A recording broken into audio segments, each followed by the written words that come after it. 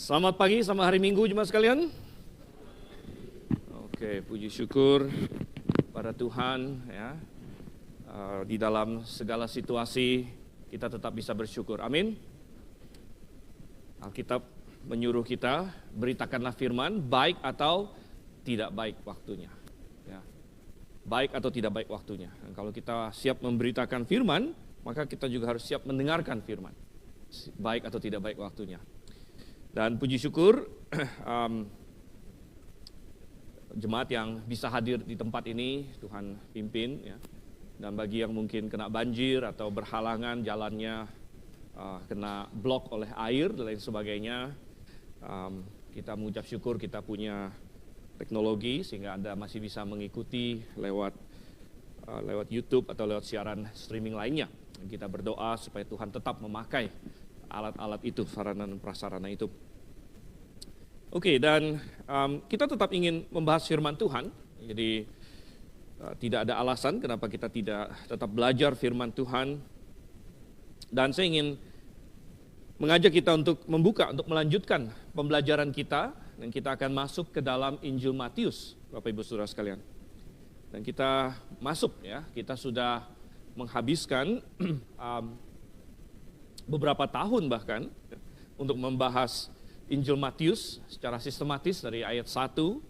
Kita sudah sampai ke pasal yang ke-25, sudah selesai dan sekarang kita masuk ke pasal yang ke-26. Jadi Matius pasal yang ke-26 dan kita akan lihat, kita akan baca ayat 1 sampai ayat 16.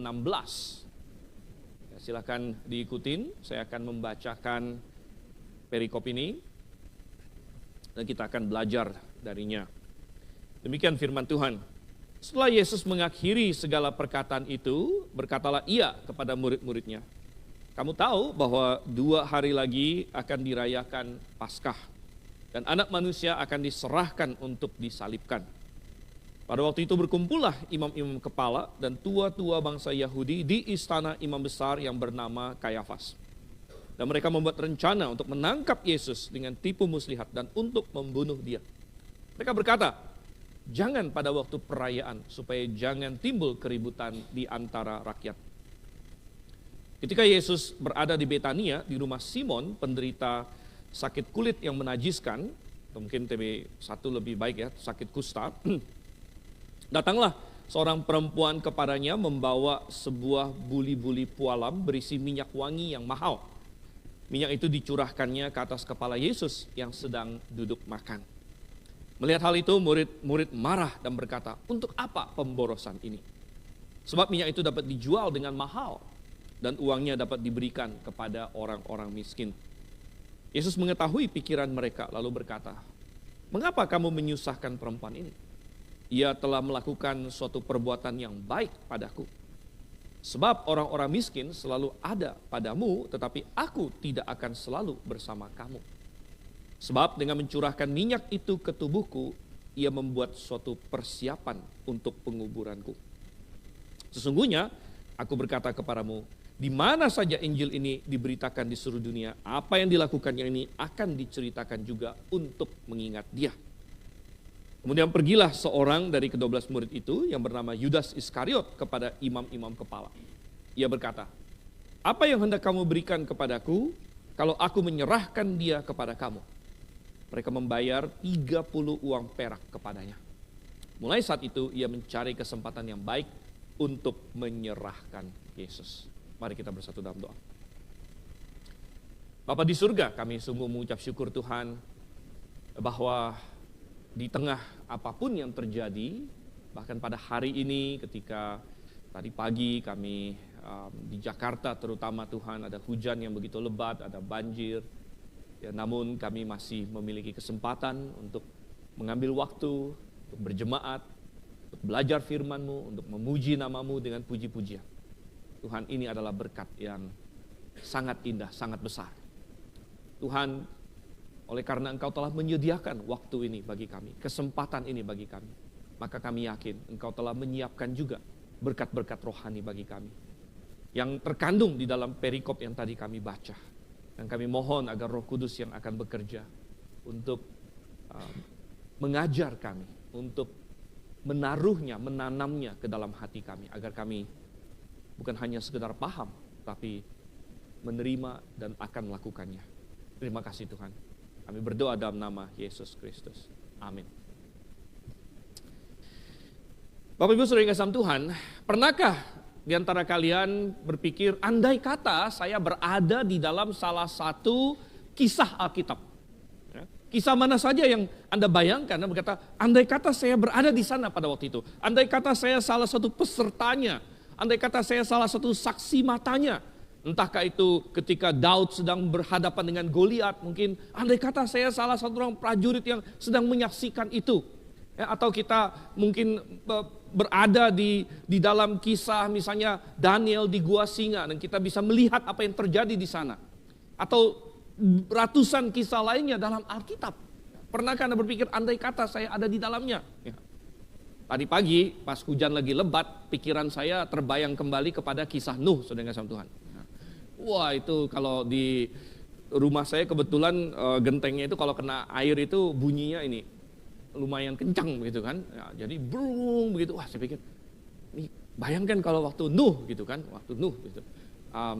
Dan pikiran saya kembali ke sana, saudara kasih Tuhan. Apalagi airnya makin naik gitu ya. Wah, padahal waktu Nuh jauh lebih parah lagi, 40 hari 40 malam. Tapi saudara yang kasih Tuhan, Anda tahu bahwa saat ini kita sedang menggenapi suatu nubuat. Kita sedang menggenapi nubuat. Pernahkah Anda berpikir, andai kata saya ada di sana waktu nubuat digenapi, mungkin waktu Koresi sedang berkata kepada, dia membuat suatu dekret bahwa orang Israel boleh pulang ke negerinya. Dan kita ada hadir di sana. Dan kita berkata, Koresi, tahukah Anda sedang menggenapi nubuat? Bahwa ini sudah tertulis 150 tahun yang lalu. Tetapi saudara yang kasih Tuhan, hari ini kita sedang menggenapi nubuat. Nubuat apa? Nubuat Yesus bahwa tadi kita baca, dimanapun Injil ini diberitakan di seluruh dunia, apa yang dilakukan oleh perempuannya akan diceritakan juga untuk mengingat dia. Jadi hari ini ketika kita membaca perikop ini dan kita membahasnya, kita sedang menggenapi apa yang Yesus katakan di ayat yang ke-13 itu. Bahwa kita akan mengingat apa yang dilakukan oleh perempuan ini. Kita sedang menggenapi nubuat, saudara yang kasih Tuhan. Wow, luar biasa sekali. Nah, kita akan melihat di sini di pasal 26 ya, bagaimana Yesus katanya di ayat 1 mengakhiri segala perkataan itu. Dia mengakhiri segala perkataan itu. Perkataan yang sudah dia mulai dari pasal 24 yang sering disebut khotbah di atas Bukit Zaitun. Ya, jadi kalau kita masih ingat Matius, di awal Matius ada khotbah di bukit juga, Matius 5 sampai 7. Itu di awal pelayanan Yesus. Nah, di akhir pelayanan Yesus ada khotbah di bukit lagi, khotbah di Bukit Zaitun. Ya, ketika dia melihat bait suci dan dia bernubuat bahwa bait suci akan dihancurkan dan murid-muridnya bertanya kapan itu akan terjadi. Dan kemudian Tuhan Yesus menjelaskan dari pasal 24 dan pasal 25. Dan setelah Yesus mengakhiri semua perkataan itu, frase ini setelah Yesus mengakhiri semua perkataan itu muncul 5 kali dalam kitab Matius. Dan tiap-tiap kalinya menandakan suatu perubahan fase begitu. Jadi ada suatu babak baru ya. Dan dengan munculnya frase ini lagi, setelah Yesus mengakhiri segala perkataan itu, memberitahu kepada kita bahwa kita memasuki suatu fase yang baru, di mana kita masuk kepada inti dari Injil. Yesus sebentar lagi akan ditangkap, dan dia akan mengalami penyaliban, kematian, penguburan, dan kebangkitan, saudara kasih Tuhan. Jadi ini adalah puncak dari kisah Injil, puncak dari kedatangan Yesus ke dalam dunia ini. Nah, apa yang bisa kita lihat di sini? Rupanya ini adalah suatu pasal yang penuh dengan kontras. Kita akan melihat banyak sekali kontras dengan Tuhan. Bahkan sampai nanti ketika Yesus mati dan sebagainya, dia sepertinya kalah tapi dia menang. Ya. Dia dikuburkan tapi dia bangkit. Dia diejek tapi dia sebenarnya mulia dan lain sebagainya. Ada begitu banyak paradoks dan kontras yang akan muncul di dalam perikop-perikop ini. Dan untuk ayat 1 sampai dengan ayat 16, saya ingin mengajak kita melihat ada beberapa kontras yang akan membantu kita untuk mempelajari, menggali pelajaran-pelajaran rohani, harta karun rohani yang terkandung di dalamnya. Apa saja kontras-kontras itu? Nah, saya ingin ajak kita lihat ada 3 kontras saya ingin ajak kita lihat hari ini. Yang pertama adalah kontras di dalam rencana, saudara Tuhan. Kontras di dalam perencanaan. Dan itu kita lihat dari ayat 1 sampai ayat yang kelima terutama. Ya, dan pertama tentunya kita melihat di sini ada rencana Tuhan.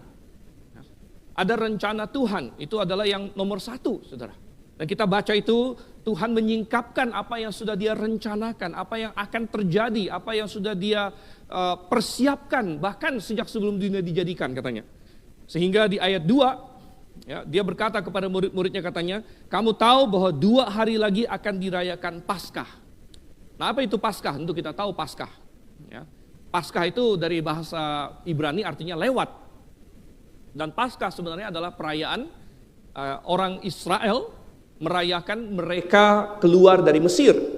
Dan mereka keluar dari Mesir ketika di tulah ke-10 mereka harus menyembelih seekor anak domba.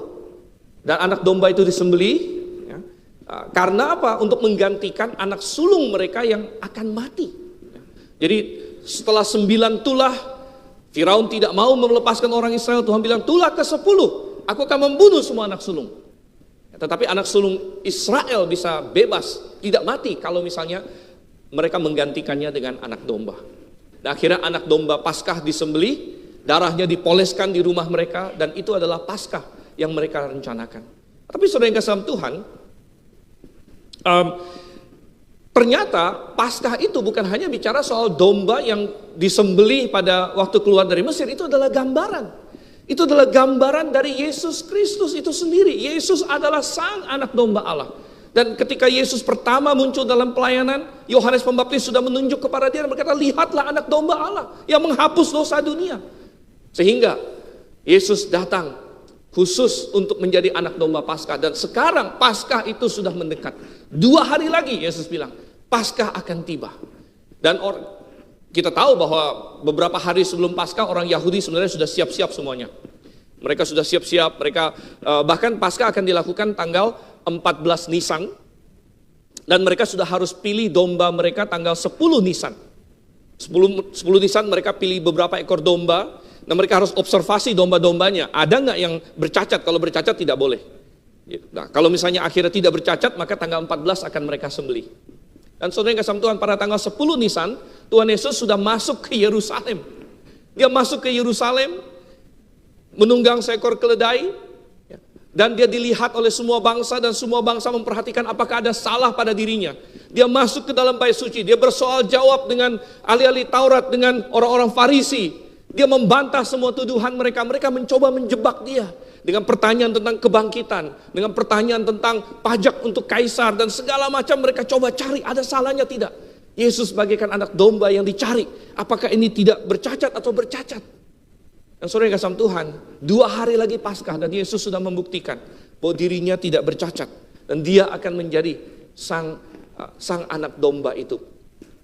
Dan saudara yang kasih Tuhan, ini sudah direncanakan oleh Tuhan. Ini adalah rencana Tuhan, dan Tuhan berkata, anak manusia akan diserahkan untuk disalibkan. Anak manusia akan diserahkan untuk disalibkan. Dia sudah kasih tahu duluan kepada murid-muridnya. Itu adalah rencana yang pertama yang kita lihat, rencana Tuhan yang sudah dari abad-abad. Tetapi kita melihat ada rencana kedua, saudara kasih Tuhan. Ada rencana kedua, ada rencana manusia, dan itu kita baca di ayat yang ketiga sampai dengan ayat yang kelima. Dan di sini kita melihat ada suatu konspirasi rupanya. Nah, hari ini lumayan populer ya, ada teori konspirasi dan sebagainya. Konspirasi itu apa sebenarnya? Konspirasi itu sebenarnya kalau ada 2 atau lebih orang ya, bermufakat untuk melakukan sesuatu yang rahasia, tidak diketahui orang, gitu. Dan mereka sedang melakukan suatu konspirasi di sini. Mereka sedang bermufakat, mereka sedang merencanakan sesuatu. Apa rencana mereka?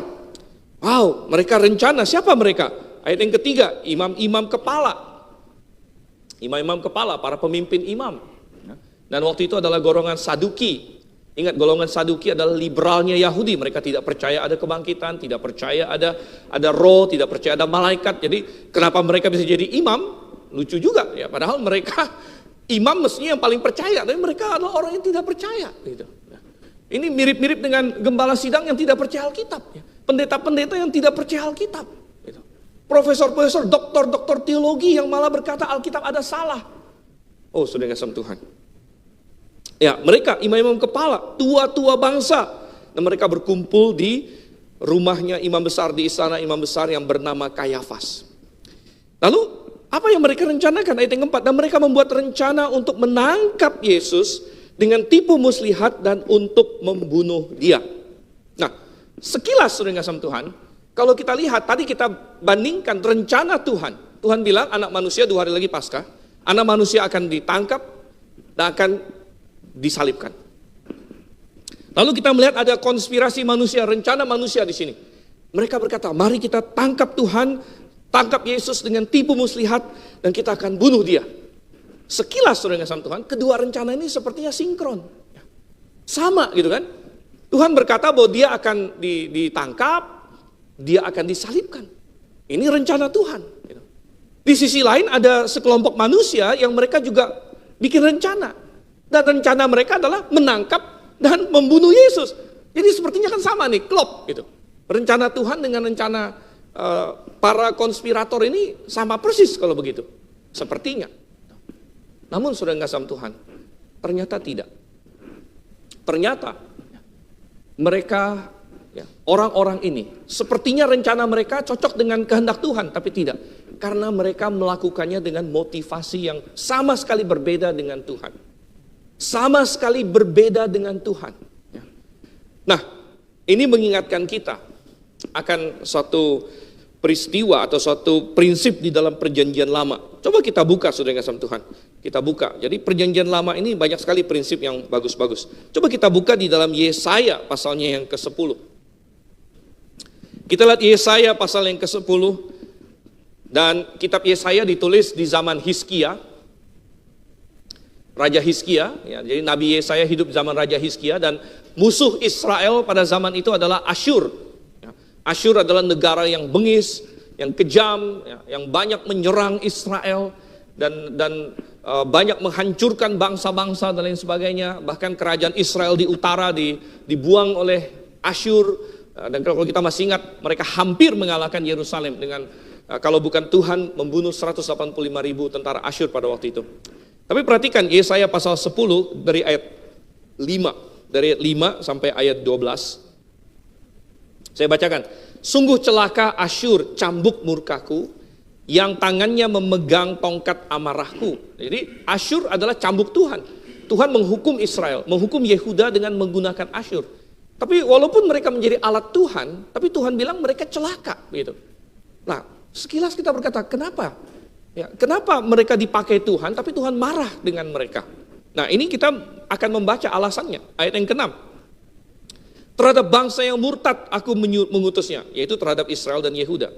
Terhadap umat sasaran murkaku aku memerintahkannya, untuk melakukan perampasan dan penjarahan, dan untuk menginjak-injak mereka seperti lumpur di jalan. Jadi Tuhan bermaksud dan berencana supaya Asyur menghukum Israel dan Yehuda karena kesesatan mereka.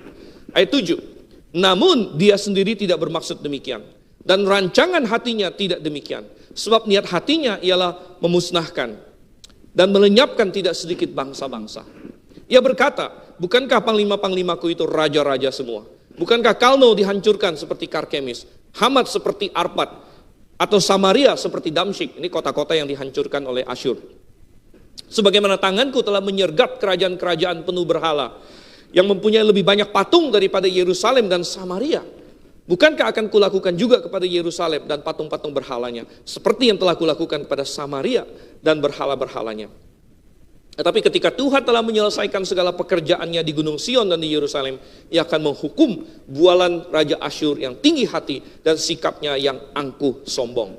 Oke, nah Anda bisa baca terus di situ. Dan intinya kita melihat di sini, sepertinya Asyur itu punya rencana yang sama dengan Tuhan. Tuhan ingin Asyur menghukum Israel, menyerang Israel, memporak-porandakan Israel, dan Asyur juga pengen melakukan itu. Tapi saudara kasih Tuhan, ternyata Tuhan murka terhadap Asyur. Kenapa? Karena motivasi Tuhan dengan motivasi Asyur berbeda. Motivasi Asyur adalah dia ingin melakukannya sebagai bentuk kehebatan dirinya. Asyur berkata, ya nanti kalau kita baca lagi di ayat 13, dengan kekuatan tanganku aku telah melakukannya.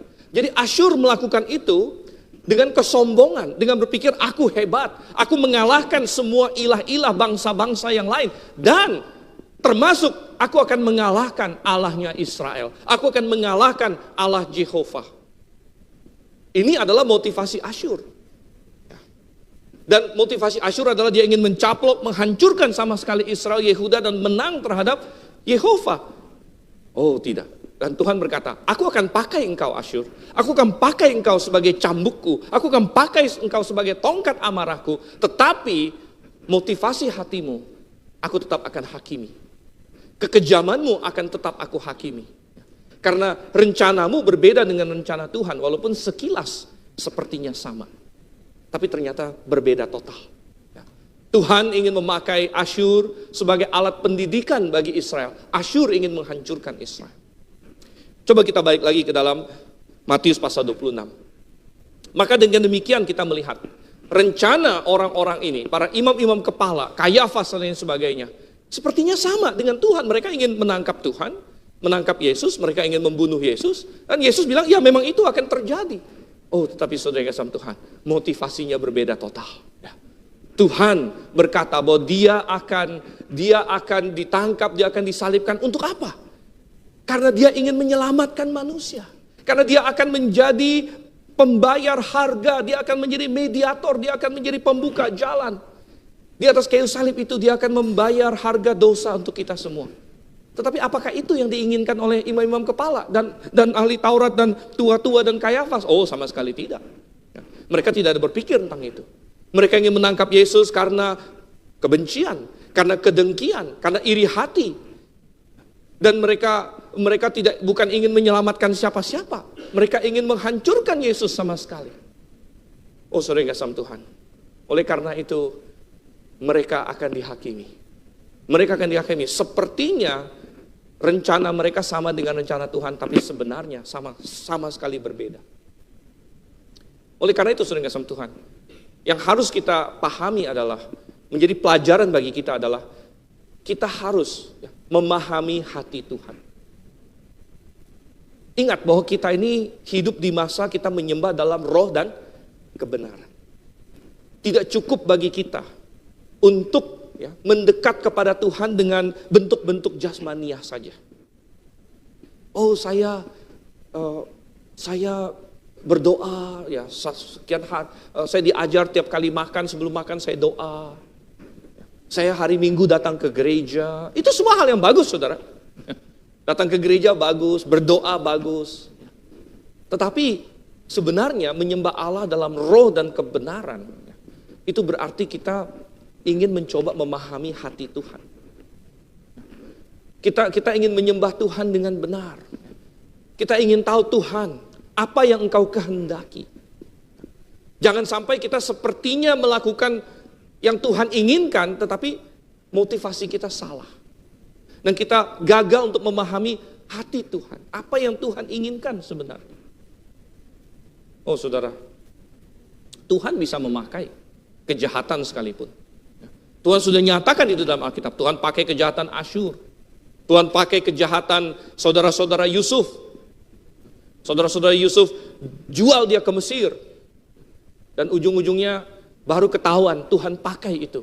Sehingga di akhir kisah kitab Kejadian, Yusuf bisa bilang, kalian reka-rekakan itu untuk yang jahat, Allah mereka-rekakannya untuk kebaikan. Allah mampu lakukan itu. Tetapi intinya adalah, apakah kita melakukan sesuai dengan yang Tuhan inginkan? Apakah kita mencoba untuk memahami hati Tuhan berdasarkan firman-Nya? Apa yang Tuhan paling suka? Apa yang Tuhan inginkan dari kita? Ini yang penting. Bahwa Tuhan bisa memakai siapapun. Mengingatkan saya akan kisah seorang nenek tua yang percaya penuh kepada Tuhan. Nenek tua ini sangat beriman. Amin, dia hidup sebatang kara. Dan di samping dia ada tinggal seorang ateis. Jadi nenek tua ini di rumahnya sendirian. Di sampingnya ateis, dan nenek tua ini mencoba bersaksi kepada ateis ini, menginjil dia tentang Tuhan. Ateis ini selalu ngejek dia, aduh ngapain kamu percaya Tuhan, katanya ya. Tuhan itu tidak ada, katanya segala macam. Oh tidak, kata nenek itu. Tuhan itu ada, Tuhan sangat baik ya. Tuhan menjaga saya. Suatu hari ateis ini Berpikir saya akan buktikan si nenek ini salah. Katanya. Saya akan bikin dia salah. Saya akan bikin dia salah. Suatu ketika ateis ini beli bahan-bahan makanan. Dia tahu nenek ini lagi kesusahan. Dia beli bahan-bahan makanan. Dia taruh di depan rumah nenek ini. Lalu dia pencet bel, ting ting. Habis itu dia sembunyi di balik semak-semak. Balik semak-semak dia sembunyi. Nenek ini keluar. Ya, siapa ini? Nggak ada orang kok. Siapa pencet bel? Lalu dilihat, oh ada bahan makanan di depan rumah dia. Gitu. Wow, dia bilang, siapa ini? Puji Tuhan, Tuhan sudah sediakan makanan untuk saya katanya. Tiba-tiba ateis ini langsung lompat keluar dari semak-semak. Dia bilang, kamu salah katanya ya. Ini bukti tidak ada Tuhan katanya. Bukan Tuhan yang kasih kamu, saya yang kasih kamu katanya. Apa jawab nenek itu? Dia doa lagi, Tuhan terima kasih, bukan saja engkau kasih saya makanan, engkau membuat iblis yang bayar katanya gitu ya. Tuhan pakai ya, si orang yang, apakah motivasi orang itu mau bantuin nenek itu? Tidak mungkin. Dia mau menginjek dia mau ngapain dia, tapi Tuhan bisa pakai itu. Kita melihat bahwa orang-orang, imam-imam kepala ini, mereka ingin membunuh Yesus. Mereka punya rencana itu. Sepertinya sama dengan rencana Tuhan, tapi berbeda total. Namun kita lihat lagi, bukan saja ada aspek samanya yang ternyata beda total, tapi ada detail yang berbeda juga. Nah, ini kita lihat di ayat yang kelima, saudara kasih Tuhan. Kita lihat di ayat yang kelima, di mana imam-imam ini punya rencana, yaitu apa? Mereka berkata, jangan pada waktu perayaan, supaya jangan timbul keributan di antara rakyat. Jadi mereka juga tahu, sebentar lagi akan ada hari raya Paskah. Hari raya Paskah adalah hari raya paling besar di seluruh kalender Yahudi. Jadi mereka punya banyak hari raya. Ya. Ada Paskah, tapi Paskah yang paling besar. Karena Paskah itu di bulan Nisan. Bulan Nisan itu adalah bulan pertama kalender religius mereka. Dan perayaan Paskah itu bukan hanya satu hari, tapi perayaan Paskah itu diikuti 7 hari perayaan roti tidak beragi. Jadi ini perayaan paling besar. Ya, nanti belakangan mereka ada perayaan Pentakosta, itu juga ada, tapi itu hanya 1 hari saja. Kemudian di bulan 7 nanti mereka ada hari raya Pondok Daun, kemudian mereka punya hari raya hari penebusan namanya, Day of Atonement, Yom Kippur, segala macam ya. Tetapi hari Paskah ini yang paling besar. Jadi mereka tahu ini dan mereka bilang jangan waktu hari perayaan. Jangan waktu hari perayaan karena akan menimbulkan keributan. Sedangkan apa yang Tuhan Yesus katakan? Menurut Tuhan Yesus kapan dia akan ditangkap dan disalib? Persis pada saat Paskah. Jadi orang-orang ini mau nangkap Tuhan Yesus tapi mereka bilang jangan waktu perayaan. Kita tunggu lewat. Kita tunggu lewat Paskah, tunggu lewat 7 hari raya roti tidak beragi supaya nggak ribut karena hari raya itu kan semua orang Israel itu harus ke Yerusalem. Yerusalem lagi rame-ramenya. Kalau kita bikin pergerakan sekarang, ini bisa timbul masalah, ini bisa timbul keributan. Gitu. Kita tunggu dulu orang pada pulang semua. Ya. Orang sudah nyebar, Paskah selesai, semua udah balik ke daerah masing-masing. Baru kita tangkap dia. Tapi saudara, kalau misalnya rencana mereka dalam aspek ini berhasil, ya, maka Tuhan Yesus tidak lagi dengan cakep menggenapi bahwa dia adalah anak domba itu. Karena Tuhan Yesus akan disembelih, Tuhan Yesus akan disalib pada saat anak-anak domba sedang disembelih. Ini adalah tipologi yang sudah sangat perfect sekali. Oleh karena itu Tuhan Yesus bilang, aku akan ditangkap, aku akan disalibkan pada saat Paskah. Pada saat Paskah. Sedangkan mereka bilang, tidak, jangan saat Paskah. Setelah Paskah, setelah lewat hari raya. Saudara yang kasih Tuhan, kira-kira rencana siapa yang berhasil? Apakah yang Tuhan katakan yang terjadi, gitu ya? Ataukah yang direncanakan oleh orang-orang ini yang terjadi? Oh, tentu rencana Tuhan tidak mungkin gagal. Gitu ya. Dan sekalipun mereka bilang jangan waktu perayaan, ya kita nggak mau bikin ribut dan lain sebagainya. Namun bergulirnya peristiwa, nanti kita akan lihat, memaksa mereka akhirnya harus tangkap Tuhan Yesus pada momen itu juga. Dan akhirnya dia disalibkan persis seperti yang Tuhan katakan, yaitu pada saat Paskah. Dan saudara kasih Tuhan, ini memberitahu kita bahwa rencana manusia dengan rencana Tuhan ya, rencana Tuhan itu tidak mungkin gagal. Karena Dia adalah Allah, kita adalah manusia, rencana kita gagal terus. Gagal terus. Ya, hari ini saja sudah menjadi contoh, saudara kasih Tuhan. Apa yang Anda rencanakan lakukan hari ini? Banyak yang sudah buyar. Tadi kemarin malam saya sudah rencana jam 8 datang ke sini, ya mau ini biasa kan, anak-anak saya ikut paduan suara. Ya, nanti jam 9 saya ngajar sekolah minggu dewasa, begitu ya. Saya rencananya bangun jam 5-an ya, ternyata jam 2-an udah bangun begitu ya. Ya karena hujan dan lain sebagainya. Jadi rencananya udah buyar semua. Itu baru 1 hari sudah dengan Tuhan. Saya di minggu pertama tahun ini saya khotbah bahwa tahun 2020, 6 tahun yang lalu kita juga bikin banyak rencana bulan Januari. Tapi ternyata gagal juga karena terjadi COVID, saudara. Jadi pandemi, saya masih ingat waktu itu. Semua rencana kalender kita gagal. Ya, rencana manusia bisa gagal. Ya. Tahun 2026 ini kita nggak tahu. Baru bulan Januari ini udah 2 kali banjir. Ya, ada apa di tahun 2026? Ya. Makanya yang saya khotbahkan bahwa ya yang penting kita paham Tuhan berkuasa. Tuhan berkuasa atas waktu. Ya. Tuhan punya rencana tidak mungkin gagal. Ya. Kita punya rencana sering gagal. Ya. Sering tidak jadi. Ya. Oleh karena itu kita harus kembali lagi tadi itu. Ya. Menyamakan persepsi kita dengan Tuhan. Kita mencoba menyamakan hati kita dengan hati Tuhan. Kita mencoba berkata, Tuhan tunjukkanlah. Ya. Aku membawa rencanaku ke dalam tangan-Mu. Dan berkatilah. Ya, dan kita meminta itu dari Tuhan. Oke, saudara Tuhan. Coba kita lihat lagi dalam Matius pasal 26 di sini. Itu adalah kontras yang pertama yang kita lihat. Yaitu kontras dalam hal rencana. Kontras dalam hal rencana. Nah,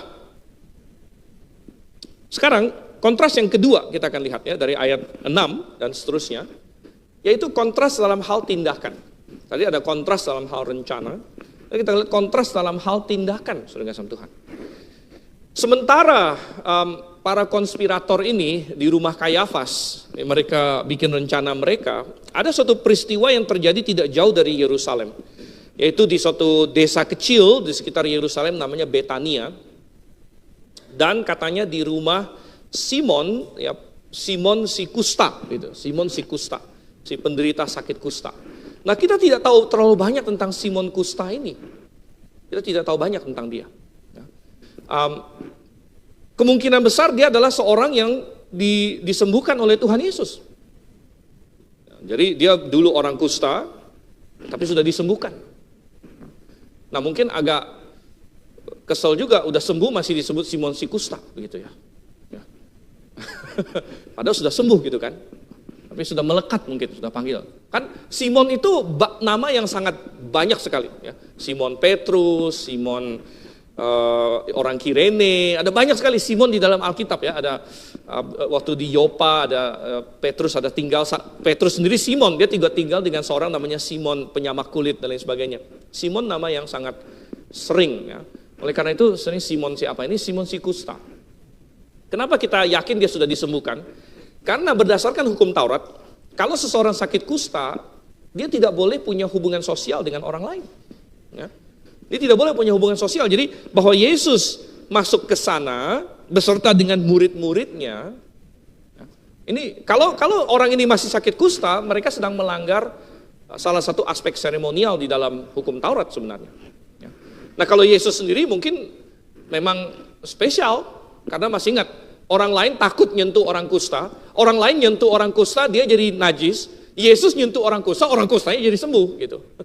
Ini beda sendiri Tuhan Yesus ya. Oke, kalau Tuhan Yesus beda sendiri. Tapi kalau murid-muridnya bagaimana? Ya. Jadi kita yakin bahwa ini Simon si kusta ini tapi sudah disembuhkan. Dia sudah disembuhkan.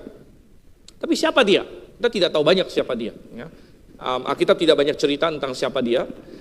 Ada banyak penafsiran. Tapi intinya adalah bahwa fokus bukan pada Simonnya, tapi bahwa ketika Tuhan Yesus sedang makan di rumah Simon ini, fokus ada pada tindakan seorang perempuan di sini. Karena kita sedang melihat kontras tindakan. Dan tindakan yang pertama yang mau kita lihat di sini adalah tindakan seorang perempuan. Seorang perempuan yang dia tuju dan seterusnya dijabarkan. Dia datang, dia membawa sebuah buli-buli ya, penuh dengan minyak yang sangat mahal. Di dalam Injil Markus kita dikasih tahu nama minyaknya adalah minyak narwastu. Minyak narwastu, ya, ini adalah minyak yang mahal. Bahkan kita dikasih tahu ya, di Injil Markus ada beberapa detail yang tidak dikasih oleh Injil Matius. Dikasih tahu bahwa minyak ini harganya bisa dijual 300 dinar. 300 dinar. Dan 1 dinar itu adalah rata-rata upah orang sehari. Jadi upah seorang sehari itu rata-rata 1 dinar waktu itu. Jadi kalau 300 dinar berarti itu ya hampir setahun punya kerja. Gitu. Kalau setahun kerja dipotong libur segala macam nggak mungkin. Ya, sahabat kan pasti nggak kerja. Gitu. Jadi hampir gaji 1 tahun, saudara. Ya. Untuk minyak ini, minyak yang sangat mahal ini. Dan kita tahu bahwa ada banyak perempuan, ya kadang-kadang menyimpan minyak yang begitu mahal ini untuk hari yang sangat spesial bagi dia. Mungkin hari pernikahannya, dan lain sebagainya. Dan perempuan ini lalu membuka minyak wangi ini, dicurahkan ke atas kepala Tuhan kita. Nah, siapa perempuan ini? Ini menjadi topik penyelidikan juga. Matius tidak memberitahu kita namanya. Ada perdebatan apakah perikop ini sama dengan yang disebut di dalam Yohanes pasal 12. Ya. Karena di dalam Yohanes pasal 12 juga ada seorang wanita yang melakukan mirip seperti yang dikatakan di sini, dan ada sedikit perdebatan mengenai apakah itu insiden yang sama atau itu 2 insiden yang berbeda, gitu ya. Tapi Yohanes menyebut nama perempuan itu, yaitu Maria katanya. Ya, Marianya yang ada banyak Maria juga dalam Alkitab, tapi Maria yang adalah Maria, Marta dan Lazarus di situ. Ya. Jadi kalau ini adalah insiden yang sama, maka perempuannya adalah Maria. Ya, tetapi Matius sengaja tidak menyebutkan namanya. Ingat bahwa Matius, Markus, Lukas, Yohanes semua menulis tapi mereka diinspirasikan Roh Kudus. Dan masing-masing Injil punya penekanan yang berbeda-beda. Nah, Roh Kudus ketika menginspirasikan Injil Matius sengaja tidak menulis nama perempuan ini. Walaupun bisa jadi disingkapkan di Injil Yohanes, yaitu Maria. Gitu ya. Tetapi kenapa Roh Kudus tidak menginspirasikan Matius untuk menulis nama perempuan ini? Ya, salah satu penekanannya adalah supaya perempuan ini bukan identitas dia yang penting, tapi tindakan dia yang penting. Untuk menjadi contoh bagi kita. Bahwa siapa saja bisa melakukan ini. Siapa saja bisa mencontoh. Karena seorang wanita yang tidak bernama, yang pada zaman itu dianggap sebagai pribadi yang tidak begitu penting ya, dibandingkan laki-laki. Semua perikop ini penuh dengan laki-laki. Simon adalah seorang laki-laki. Murid-murid Yesus laki-laki. Imam-imam kepala, Kayafas, semua adalah laki-laki. Tapi ada satu perempuan di sini. Yang dia melakukan sesuatu yang luar biasa bagi Tuhan. Dan yang Tuhan akhirnya katakan, apa yang dia lakukan ini akan diingat terus dimanapun Injil diberitakan. Dan namanya sengaja tidak dicatat di sini. Karena Tuhan tidak ingin kita berfokus ke siapa dianya. Tapi berfokus pada apa yang dia lakukan. Dan bagaimana kita bisa belajar dari itu, saudara kasih Tuhan. Tentu apa yang dia lakukan ini adalah suatu pengorbanan yang luar biasa. Adalah sesuatu yang tidak lazim. Bayangkan menghabiskan 300 dinar untuk mengurapi Tuhan. Sesuatu yang mungkin kita anggap, ya mungkin banyak reaksi kita hari ini akan mirip dengan murid-murid, saudara kasih Tuhan. Dan di sini kita mau melihat kontrasnya. Kontras di mana ada seorang perempuan yang berbuat untuk Tuhan. Dia tidak pikir, dia tidak hitung-hitung. Wow, ini habis berapa? Tabungan saya bakal tinggal berapa? Apa yang akan saya, masa depan saya bagaimana setelah ini? Dia tidak pikir semua itu, dia tidak pertimbangkan itu. Itu tidak menjadi sesuatu yang menghalangi dia untuk menunjukkan hatinya bagi Tuhan. Dan ini kontras dengan Tuhan. Ini kontras dengan tindakan-tindakan lain. Tentu ini kontras dengan tindakan Yudas nanti belakangan, kita akan lihat ya, dari ayat 14 sampai 16, ya, di mana perempuan ini melakukan sesuatu untuk Tuhan, Yudas malah melakukan sesuatu melawan Tuhan. Perempuan ini mempersembahkan yang paling mahal yang dia miliki untuk Tuhan. Yudas sebaliknya. Dia malah mau mencari untung dari Tuhan. 30 keping perak. Oh saudara, sungguh kontras yang besar. Ya. Tetapi bukan saja kontras ini seperti itu. Oh ini adalah untuk Tuhan, sedangkan ini adalah melawan Tuhan, mengkhianati Tuhan. Kadang-kadang kontras seperti ini gampang kita lihat. Tetapi kita juga harus melihat ada kontras antara melakukan sesuatu yang untuk Tuhan dengan melakukan sesuatu yang mungkin bukan untuk Tuhan, walaupun sebenarnya masih lumayan bagus juga. Ini ada kontras juga, saudara. Dan ini yang dikatakan oleh murid-murid. Perhatikan ayat yang ke-8. Dikatakan, melihat hal itu murid-murid marah dan berkata, untuk apa pemborosan ini? Sebab minyak ini dapat dijual dengan mahal dan uangnya dapat diberikan kepada orang miskin. Nah, perhatikan pernyataan mereka. Pernyataan ini setengah benar, setengah salah, saudara. Setengah benar, setengah salah. Benarnya di mana? Benarnya ada di bagian kedua. Sebab minyak ini dapat dijual dengan mahal. Benar nggak itu? Benar. Ya. Bahkan tadi kita bilang Injil Markus katakan 300 dinar. Jadi ini benar. Ya, minyak ini dapat dijual dengan mahal, uangnya dapat diberikan kepada orang miskin. Benar nggak itu? Ya benar juga. Gitu. Jadi bagian ini benar. Gitu. Tapi apa bagian yang salah dari pernyataan mereka? Bagian yang salah adalah bagian pertamanya. Ketika mereka bertanya, untuk apa pemborosan ini? Jadi mereka menganggap apa yang dilakukan oleh perempuan ini, menuangkan minyak yang begitu mahal kepada Tuhan kita, adalah suatu pemborosan. Hal yang tidak perlu, hal yang tidak penting, hal yang menyia-nyiakan apa yang ada. Ini pemborosan katanya. Untuk apa kita melakukannya? Oh saudara yang kasih dalam Tuhan. Ya, Tuhan tidak pernah marah ya kalau kita berbuat baik kepada orang. Apa yang Tuhan katakan? Bagaimana Tuhan Yesus membela perempuan ini? Di ayat 10 dikatakan Yesus mengetahui pikiran mereka lalu berkata, mengapa kau menyusahkan perempuan ini? Ia telah melakukan suatu perbuatan yang baik kepadaku. Sebab orang-orang miskin selalu ada padamu, tetapi aku tidak akan selalu bersama kamu. Jadi saudara kasih Tuhan, apakah memberi bantuan kepada orang miskin hal yang baik? Oh baik. Tuhan ingin kita mengasihi sesama kita. Ini hal yang baik. Tetapi saudara yang kasih Tuhan, di sini kita ingin melihat suatu kontras. Kontras di mana nomor satu, Tuhan ingin mengajar kita bahwa hubungan vertikal kita antara kita dengan Tuhan harus selalu lebih penting dari hubungan horizontal kita. Alkitab menyuruh kita untuk mengasihi sesama kita.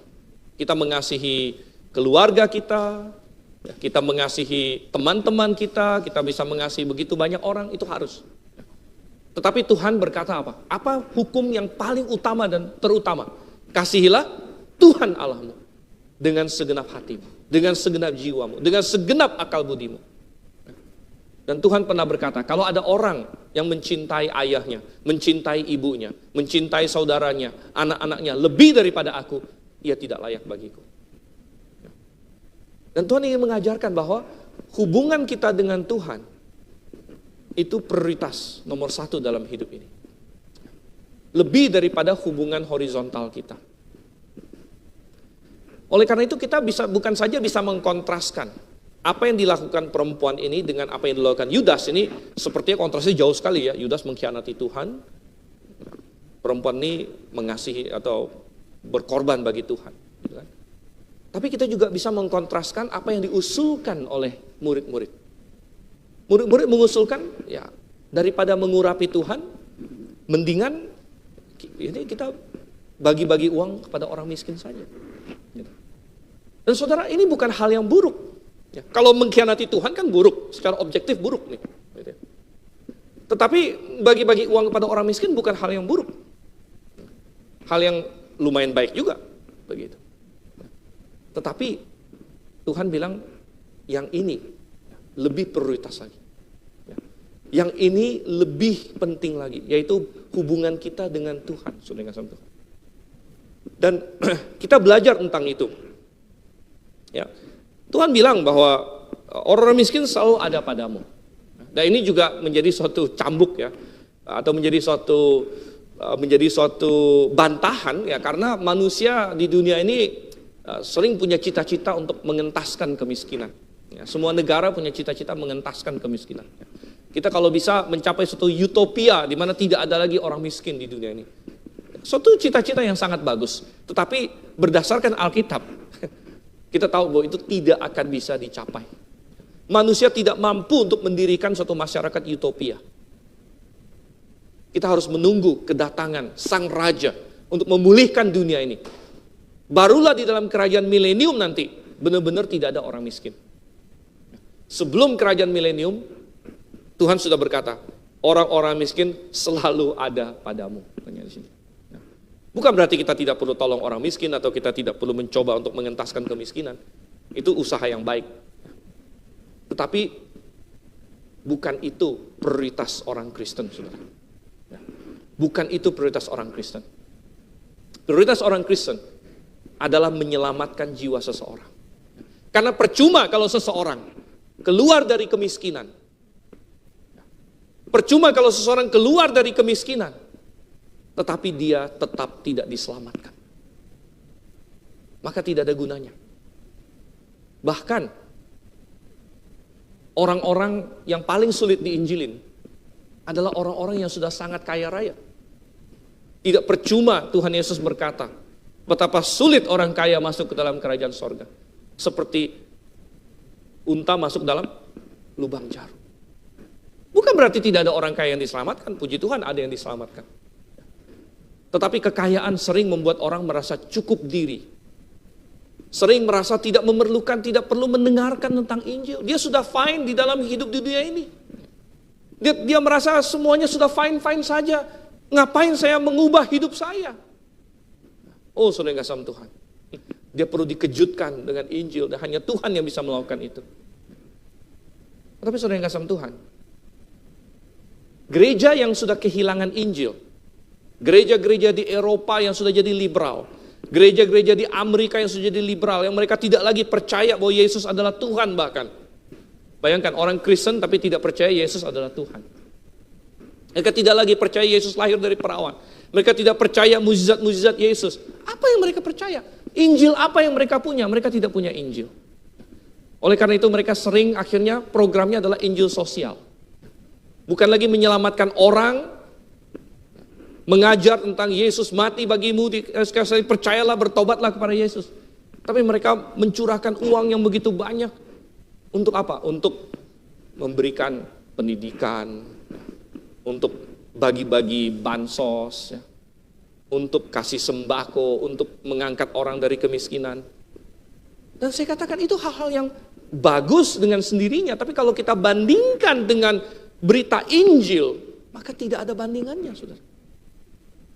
Tidak ada bandingannya. Di Amerika, ya, mereka punya program welfare namanya. Welfare. Jadi orang yang kesusahan itu ditolong oleh pemerintah. Ditolong oleh pemerintah. Bahkan kalau misalnya seorang perempuan hamil, nggak punya suami, lahir anak, single mother katanya, bisa klaim ke pemerintah. Wow, pemerintah bilang, kasihan ya, kamu seorang wanita sendirian punya anak, nggak punya suami, dikasih uang. Bisa klaim, bisa apply. Sepertinya sangat bagus sekali. Tapi saudara yang kasih Tuhan, kalau tidak ada Injil, maka kacau balau. Akhirnya yang terjadi apa? Yang kebalikan. Jadi akhirnya supaya dapat uang, banyak-banyak punya anak di luar nikah, gitu. Supaya klaim terus, gitu kan. Anaknya banyak luar nikah, ya udah klaim. Malah nggak usah nikah, kalau nikah nggak bisa klaim lagi katanya. Orang yang tidak punya kerjaan boleh klaim. Saya dapat dong santunan. Saudara, sebenarnya cara untuk mengangkat masyarakat, cara untuk mengangkat orang keluar dari kemiskinan, yang paling benar adalah dengan memperkenalkan dia kepada Tuhan. Ketika seseorang diselamatkan, ketika seseorang benar-benar memberikan hatinya kepada Tuhan, ada Roh Kudus, maka di situ dia akan bisa bangkit. Di situ ada berkat Tuhan. Di situ otak dia berubah, ada pembaharuan budi, sifat dia berubah. Yang tadinya mencuri tidak mencuri lagi, Tuhan mau berkati kalau kamu curi terus. Yang tadinya pemalas menjadi tidak pemalas, bagaimana Tuhan mau berkati kalau kamu pemalas? Harus ada perubahan. Dan perubahan itu hanya bisa terjadi ketika Injil diberitakan. Oleh karena itu, prioritas pertama kita adalah hubungan dengan Tuhan. Hubungan dengan Tuhan. Tadi saya katakan hubungan dengan manusia bagus nggak? Bagus dan penting juga.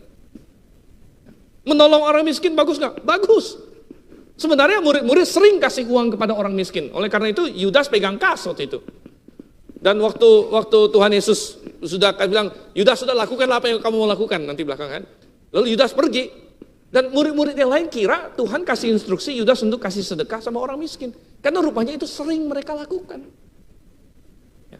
Itu sering mereka lakukan. Jadi nggak ada yang salah dengan itu sebenarnya. Tetapi kenapa mereka menyerang perempuan ini? Ketika perempuan ini melakukan sesuatu untuk Tuhan. Dari hati dia. Dia berkorban untuk Tuhan. Oh, tidak perlu, sudah nggak Tuhan. Dan oleh karena itu kita melihat tindakan yang luar biasa ini. Nah, kita masuk kepada ayat-ayat selanjutnya. Kenapa perempuan ini dibela oleh Tuhan? Kenapa dia bisa membuat suatu tindakan yang beda dengan semua yang lain? Jawabannya ada di ayat yang ke-12 sini ya. Sebab katanya, dengan mencurahkan minyak itu ke tubuhku, ia membuat suatu persiapan untuk penguburanku. Ia membuat persiapan untuk penguburanku. Nah, ini bisa ditafsirkan banyak cara. Tapi saya melihat ini, sepertinya ada suatu info yang Tuhan berikan di sini. Bisa jadi, saudara kasih Tuhan. Bisa jadi ketika Tuhan sudah begitu sering ngomong kepada murid-muridnya, sudah 3-4 kali dia kasih tahu murid-muridnya, sebentar lagi aku akan diserahkan, disalibkan, mati. Sebentar lagi aku akan ditangkap, sebentar lagi aku akan menderita. Dan ini sudah Tuhan Yesus beberapa kali ucapkan. Tetapi oleh banyak murid itu seperti masuk telinga kanan, keluar telinga kiri. Mereka sama sekali tidak paham itu, mereka tidak mau paham. Bahkan Petrus berani-beraninya tegur Tuhan Yesus. Gitu. Jangan, Tuhan katanya. Sekali-kali itu tidak akan terjadi. Sampai Tuhan tegur lagi dia balik. Saya Satan ya, diri belakangku. Jadi semua murid itu mengabaikan. Tetapi apakah berdasarkan apa yang Tuhan Yesus katakan ini? Sepertinya perempuan ini yang bisa jadi adalah Maria. Ingat Maria lah yang ketika Marta sibuk-sibuk dia ngapain? Duduk mendengarkan Tuhan Yesus. Dia mendengarkan dengan seksama. Dan bisa jadi Maria ini yang benar-benar menerima dalam hatinya, Tuhan saya sebentar lagi akan mati. Tuhan saya sebentar lagi akan dikuburkan, sehingga dia memutuskan untuk memecahkan minyak narwastu yang begitu mahal ini dan mengurapi Tuhan kita. Dan saudara yang kasih Tuhan, ketika murid-murid terdekat sekalipun seperti Petrus, Yohanes, Yakobus dan sebagainya gagal untuk memahami ini.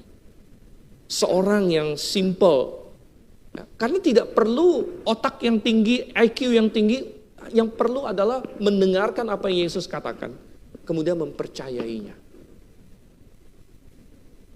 Dan dia percaya.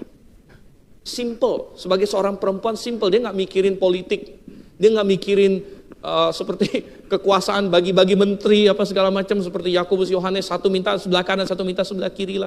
Dia nggak mikir semua itu, dia hanya apa yang Tuhan Yesus katakan. Oh dia akan mati. Oh dia akan mati ya. Dia akan mati. Dan aku mau melakukan sesuatu untuk dia. Aku mau kasih sesuatu yang wangi untuk Tuhanku. Dan Tuhan membela dia. Karena dia melakukan ini berdasarkan pemahaman akan rencana Tuhan. Pemahaman akan rencana Tuhan. Oleh karena itu, kalau kita melakukan sesuatu untuk Tuhan, saudara, ada banyak hal bisa kita lakukan untuk Tuhan. Kita kasih sesuatu untuk Tuhan, kita lakukan sesuatu untuk Tuhan. Itu harus didasarkan pemahaman akan kehendak Tuhan. Kita paham itu. Baik, kita masuk kepada kontras yang ketiga dan terakhir. Kontras pertama adalah kontras rencana. Kontras yang kedua adalah kontras tindakan. Dan kontras yang ketiga dan terakhir adalah kontras kasih, saudara. Kontras kasih. Tadi kita bilang perempuan ini melakukan ini, satu didasarkan dia paham rencana Tuhan. Tapi dua, dia lakukan karena dia mengasihi Tuhan. Dia mengasihi Tuhan. Perhatikan apa yang Tuhan Yesus katakan di ayat yang ke-10. Yesus mengetahui pikiran mereka lalu berkata, "Mengapa kamu menyusahkan perempuan ini? Ia telah melakukan suatu perbuatan yang baik." Nah, tapi ada tambahan satu kata, padaku. Dia telah melakukan suatu perbuatan yang baik padaku atau bagiku. Ingat, ada banyak perbuatan baik. Kasih ke orang miskin baik nggak? Baik juga. Tapi dia melakukan tindakan yang baik bagiku, padaku. Ini menunjukkan kasihnya kepada Tuhan. Dia melakukannya untuk aku. Dan saudara, tadi kita sudah singgung mengenai kasih. Kita sudah singgung mengenai kasih bahwa Tuhan mencari siapa yang mau mengasihi dia. Karena dia telah mengasihi manusia, dia akan mengasihi manusia. Bahkan dalam episode ini, ketika Tuhan sedang bersiap-siap untuk mati di atas kayu salib. Saya sering khotbah, kalau saya khotbah di kitab Kejadian, salah satu yang poin tinggi dalam kitab Kejadian adalah Kejadian pasal 22. Masih ingat ketika Abraham mempersembahkan Ishak. Dan saya sering berkata bahwa dari kekekalan Tuhan sudah mempersiapkan putranya untuk mati di atas kayu salib. Dan dia melihat sepanjang sejarah, ada nggak manusia yang berani memberikan anak tunggalnya untuk Tuhan. Dan dia dapatkan Abraham. Dan Abraham menjadi bapa orang beriman. Menjadi sahabat Tuhan. Karena Tuhan melihat orang ini mengasihi aku. Dan Tuhan mencari terus. Tuhan mencari terus. Ternyata ada di dalam sejarah ini orang-orang yang mengasihi Tuhan. Salah satunya adalah perempuan ini. Dan Tuhan sedang bersiap. Sudah momennya sudah tiba. 2 hari lagi. Apa yang direncanakan dari kekekalan akan genap. Salib akan dilaksanakan. Dan Tuhan masih mencari. Aku mengasihi engkau. Aku mengasihi engkau. Aku rela mati bagimu. Aku akan menyerahkan darahku, nyawaku untukmu. Adakah yang mengasihi aku? Sedemikian rupa. Sehingga rela memberikan yang terbaik yang engkau miliki bagiku. Adakah? Oh saudara, ini adalah tantangan bagi kita hari ini juga. Adakah kita mengasihi Tuhan? Kasih berbicara, bagaimana kita tahu kita mengasihi Tuhan? Bagaimana kita tahu kita mengasihi Tuhan? Bagaimana kita tahu Tuhan mengasihi kita? Apa yang Tuhan Yesus katakan, tidak ada kasih yang lebih besar daripada itu. Masih ingat? Tuhan berkata, tidak ada kasih yang lebih besar daripada kasih seorang yang menyerahkan nyawanya untuk sahabat-sahabatnya. Kasih dinilai dari apa yang berani kita korbankan untuk orang yang kita kasihi itu. Apa yang berani kita korbankan? Dan Tuhan mengorbankan dirinya sendiri. Kita kontraskan dengan Yudas, saudara. Semua orang di dalam perikop ini sudah menerima kasih Tuhan. Imam-imam kepala sudah menerima kasih Tuhan, tidak? Mereka menerima kasih Tuhan. Tuhan mengajar mereka. Tuhan sembuhkan banyak rakyat di antara mereka. Ya, Tuhan tegur kesalahan mereka. Mungkin mereka tidak anggap itu kasih, tapi itu adalah kasih. Semua orang dalam perikop ini menerima kasih Tuhan. Simon si orang kusta menerima kasih Tuhan. Dia sudah disembuhkan. Murid-murid lebih lagi menerima kasih Tuhan. Mereka sudah diajar 3 tahun, diajak kemana-mana, termasuk Yudas. Diangkat menjadi rasul, dikasih kuasa, pernah dikasih kuasa untuk usir setan, untuk injak kalajengking, untuk sembuhkan orang. Yudas termasuk orang yang sudah melakukan mukjizat, saudara. Tetapi apa yang Yudas lakukan? Oh saudara, kita tahu bahwa ternyata dia seorang pencuri. Injil lain berkata dia sering curi dari kas. Dia sering curi dari kas. Sehingga ketika dia lihat ini botol minyak wangi ini, yang bisa dijual 300 ini, mata dia agak sedikit beda gitu kan. Wah ini kalau bisa dijual 300 dinar, Bisa dibagi-bagikan ke orang miskin. Nah, dibagi-bagikan ke orang miskin ini kan kata kode bagi dia gitu kan. Ya. Pasti ada persennya masuk ke saya begitu. Ini bahayanya saudara, kita di Indonesia mungkin sudah terbiasa dengan korupsi, jangan terbiasa korupsi saudara ya. Kalau ada proyek nanti, oh bagus ada proyek, nanti ada berapa persen untuk siapa begitu. Ya. Tidak. Dan Yudas sudah terbiasa itu. Dan apa yang menyebabkan dia akhirnya memutuskan untuk menjual Tuhan di sini? Jangan-jangan pemicunya salah satunya adalah dia terpicu oleh tindakan wanita ini. Jadi ada kadang-kadang orang itu ini ya, begini, saya nggak tahu bahasa Mandarinnya, tapi orang Hakka bilang itu siato gitu loh, siato gitu. Nah, misalnya Anda tadinya nggak mau makan, tiba-tiba ada orang bawa makanan dengan wangi yang wangi sekali depan Anda gitu kan. Wah, Anda cium, tadinya nggak mau makan jadi pengen makan gitu. Ya. Itu kayak udah kena pancing gitu. Ya. Siato lah gitu ya. Nah. Jadi saudara yang kasih dalam Tuhan, jangan-jangan si Yudas ini, dia kayak dipancing dengan 300 dinar ini yang tadinya udah diangan-angan dia gitu kan. Nggak jadi nih gitu. Tapi dia sudah, nggak dapat nih 300 dinar ini gitu kan. Sehingga dia berpikir, bagaimana, apa yang harus saya lakukan ya. Dan terpikirlah dia mau menjual Tuhan dia. Kita tidak tahu persis psikologi dia, kita nggak perlu tahu juga gitu ya. Ada yang berpikir bahwa jangan-jangan dia berpikir bahwa ya kan saya bagian menyerahkan. Nanti kalau kamu nggak berhasil tangkap ya kan dia sudah sering lihat Tuhan Yesus lolos. Tuhan Yesus kabur ya, orang mau tangkap dia nggak berhasil ya. Mungkin dia pikir jadi saya ada trik ini ya, saya dapat duit ya, tapi nanti kalau kalian nggak berhasil ya salah kalian sendiri begitu kan. Ya. Apa itu? Apa itu psikologi dia? Kita tidak tahu persis. Mungkin itu salah satunya, gitu kan? Atau psikologi lain lagi, tapi intinya Anda bisa melihat, adakah dia memiliki kasih kepada Tuhan? No, saudara. Dia tidak memiliki kasih kepada Tuhan. Bahkan dia bernegosiasi. Perhatikan ayat 15. Apa yang hendak kamu berikan kepadaku kalau aku menyerahkan dia kepada kamu? Ada negosiasi di sini. Kamu berani kasih saya berapa? Saya serahkan. Jadi dia kayak timbang-timbang harganya Tuhan Yesus. Sehingga imam-imam juga mungkin timbang-timbang. Kita mau kasih serendah mungkin yang dia masih terima. Gitu. Kalau kasih kemahalan kan repot. Jadi kamu mau kasih saya berapa supaya aku serahkan dia? Dan nggak tahu berapa ronde negosiasi. Akhirnya sepakatlah mereka 30 keping perak. 30 keping perak itu sekitar gaji 4 bulan katanya. Masih lebih murah dari 300 dinar yang dikorbankan oleh perempuan ini. Dan ini adalah harga biasanya seorang budak pada waktu itu. Dan saudara yang kasih dalam Tuhan, Anda melihat, itulah harga Yesus di mata Yudas. Kalau 25 nggak mau, nggak worth it. 20 nggak mau. Tapi 30 ya oke lah 30. Nah, itu harganya. Itu harganya. Berapa banyak kita mengasihi Tuhan? Apa yang berani kita korbankan untuk Tuhan?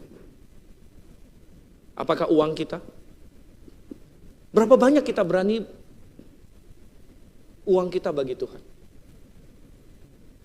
Apakah kita berani kalau Tuhan bilang, aku mau semua uang kamu? Semua. Tuhan pernah tuntut itu dari Ayub. Tuhan bilang, oke, aku ambil dulu uang kamu semua. Sementara, tapi Ayub nggak tahu sementara, gitu kan? Kalau dikasih tahu itu sementara enak, saudara. Nggak dikasih tahu sementara, dia pikir hilang semua. Uangnya diambil oleh Tuhan semua. Ayub bilang, sampai istrinya bilang, udahlah, kutuki Tuhan saja, mati. Katanya. Wow, saudara. Apakah? Ya, saya kalau Tuhan mau semua uang saya kasih. Benar? Bagaimana kalau ya nggak usah kita tunggu Tuhan ambillah. Kita dengan setia memberikan kepada Tuhan saja. Kita dengan setia mengembalikan kepada Tuhan. Apakah kita mengasihi Dia? Apakah kita rela memberikan waktu kita bagi Tuhan? Saudara, Ada orang bilang waktu itu lebih penting daripada uang. Benar juga. Ini tergantung, biasanya gini, skalanya tergantung Anda seberapa muda. Orang yang semakin muda, biasanya uang dianggap lebih berharga dari waktu, karena waktu dia banyak. Orang semakin tua, dianggap waktu lebih penting, karena waktu dia tinggal sedikit. Gitu kan. Dan biasanya orang masih muda, uang sedikit. Waktunya banyak. Gitu kan. Nah, begitu makin tua, uang makin banyak mungkin, moga-moga. Ya, gitu ya. Waktu makin sedikit. Gitu. Ya, okay. Tapi apakah kita, kalau Tuhan bilang, aku mau waktu kamu. Aku mau kamu memberikan waktumu untukku. Apakah kita rela? Perempuan ini 300 dinar, gak apa-apa. Ini mungkin sudah warisan dia. Ada yang berpikir ini warisan. Nah, warisan perempuan ini. Apakah kita rela memberikan diri kita untuk Tuhan? Diri kita, hati kita. Ini yang paling mahal yang kita miliki sebenarnya. Yaitu diri kita sendiri. Oleh karena itu dalam Roma dikatakan, persembahkanlah apa? Tubuhmu. Persembahkanlah dirimu. Bahwa Tuhan, saya mau taat kepadamu. Saya mau ikut engkau. Saya dalam hidup ini saya akan ikut engkau. Aku mempersembahkan diriku bagimu. Maka kita melakukannya berdasarkan kasih. Kita melihat kontras. Tidak adanya kasih dari Yudas. Kurangnya kasih dari murid-murid. Tetapi kasih dari perempuan ini. Dan kita bertanya, bagaimana dengan kita? Mari kita bersatu dalam doa. Bapa di surga, pada pagi hari ini Tuhan, kami belajar dari perempuan yang bahkan tidak disebut namanya oleh Matius. Namun Engkau berkata bahwa apa yang dia lakukan akan diceritakan setiap kali Injil disampaikan. Seperti yang kami lakukan juga hari ini. Tuhan, kami belajar bagaimana rencanamu di atas segala-galanya. Oleh karena itu kami harus menyesuaikan diri kami kepada rencanamu. Kami harus mengikuti Engkau. Tindakan-tindakan kami adalah untuk-Mu Tuhan. Dan ajar kami untuk bertanya, seberapa kami mengasihi Engkau yang sudah mengenal Engkau. Pimpin kami Tuhan. Sertai umat-Mu. Kami berdoa dalam nama Yesus Kristus. Amin.